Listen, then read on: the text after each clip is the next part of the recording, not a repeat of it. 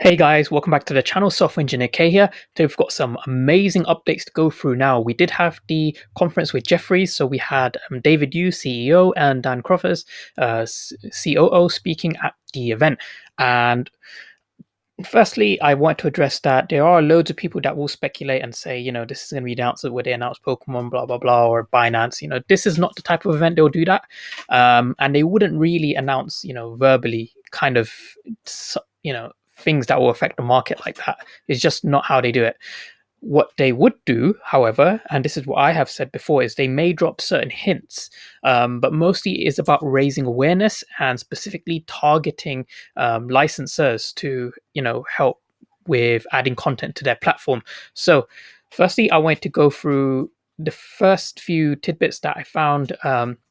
And these link back heavily to the video I covered yesterday. So yesterday there were some points that I highlighted from an interview that Reese sent to me to analyze. So firstly, I just wanted to go through some of the licenses that we can now see are confirmed.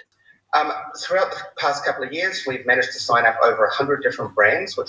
Okay, so I'm going to pause it there, and we can see, firstly, we do have Monster Hunter, but we've also got Monster Hunter World Iceborne. That is really cool.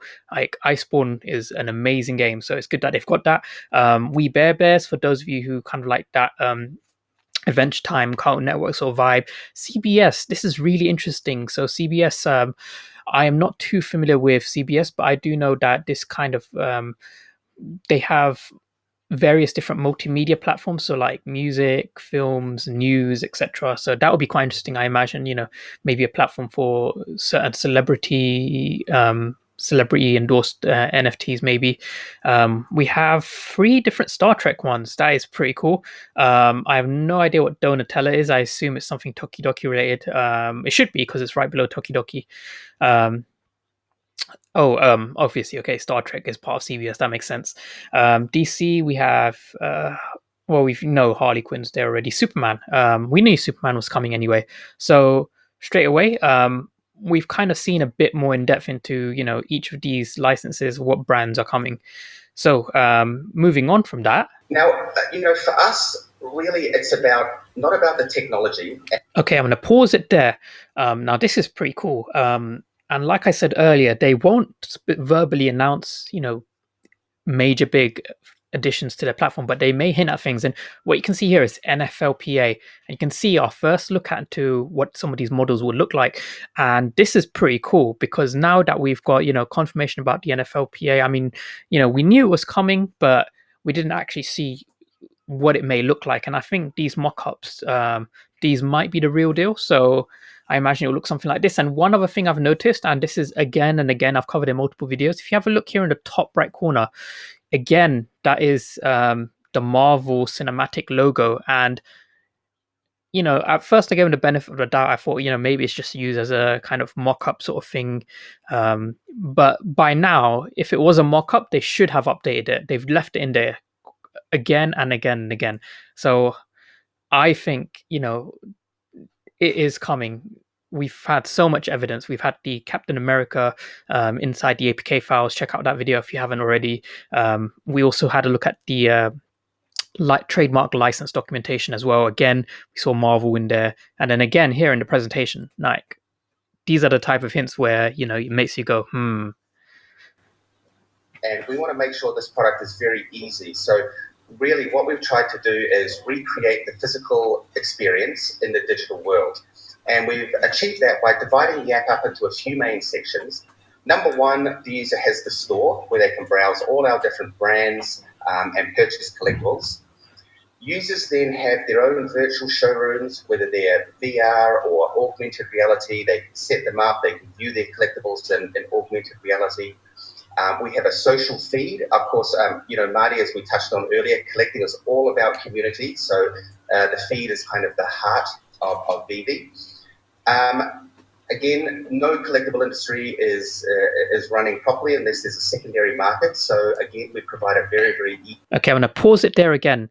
And you guys can see there are some other, I believe that is a very kind of one of the more retro versions of Catwoman, maybe. And then we've got this bear in the corner that I have seen before. I'm not sure which series it's from. And again, we can see another NFLPA character. So that is all really, really good stuff. So all of these little teasers for us, this is what makes VeVe is the fact that, they know that the community is hungry for updates and they will tease these for us, but they won't straight out say it and reveal all the secrets. So this is pretty cool as well.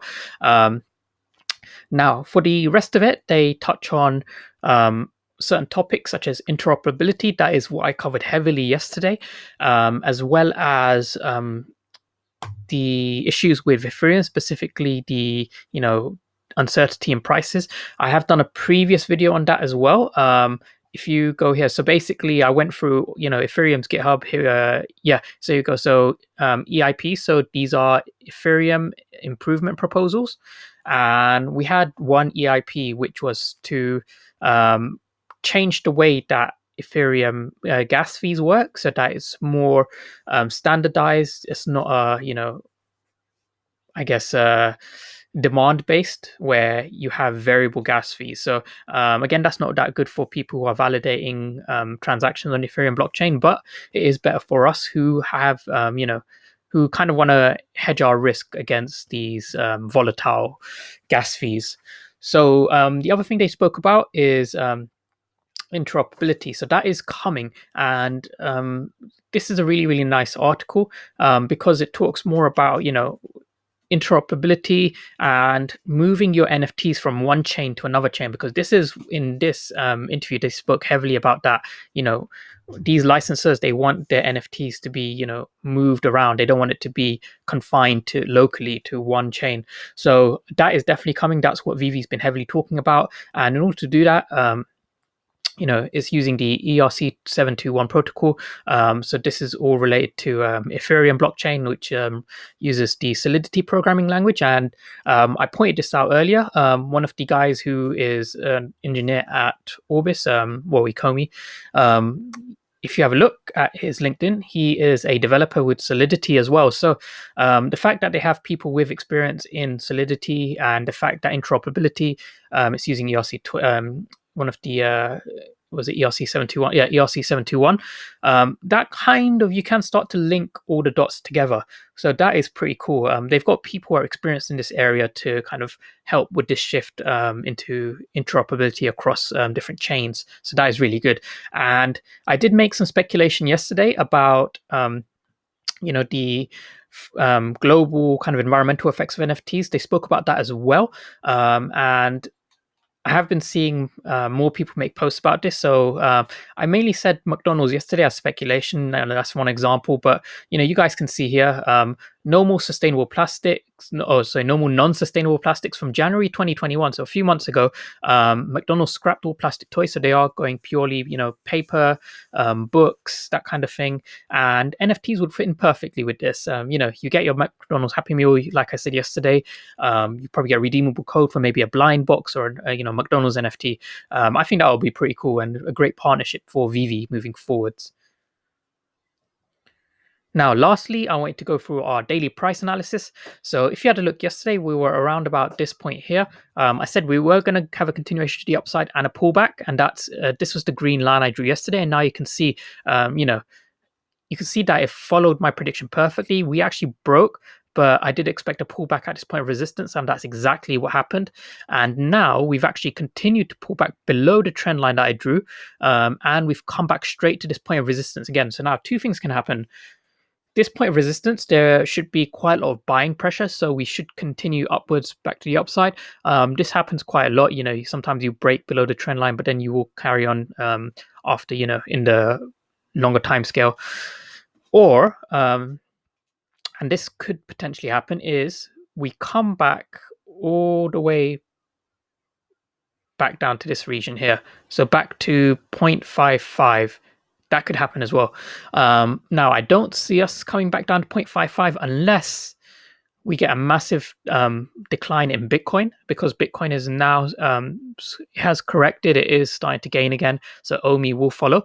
And on that point, this is what validates OMI, and this is what puts more confidence in it. When Bitcoin dips and altcoins dip, not every altcoin will recover. Only the ones that have genuine use case and people believing in them, those are the ones that will then recover as Bitcoin recovers. A lot of altcoins, when Bitcoin dips, they stay, at the bottom. They never recover, because people have sold off, but they don't have enough faith in the project to now put their money back into it. But OMI, it is recovering, and it recovered massively. I think it was like up 25%, which is huge. So what I think is going to happen is we've hit this resistance. We're now going to have a move to the upside, and we're going to retest this resistance here. And hopefully what should happen is we'll then continue and we'll carry on with this trend line going up here. So my prediction was, we would break, we would have a pullback, and then we will continue. But what happened is we broke and we had a pullback, but we had a second pullback. So I think from tomorrow we may trade sideways again on this support and then break. I think that break is going to coincide with the big announcement. That's my prediction. So got a lot of good stuff to look forward to, guys. Some great updates for today. So thank you so much for watching. Please do like and subscribe to support the content, and I'll see you guys in the next video. See ya.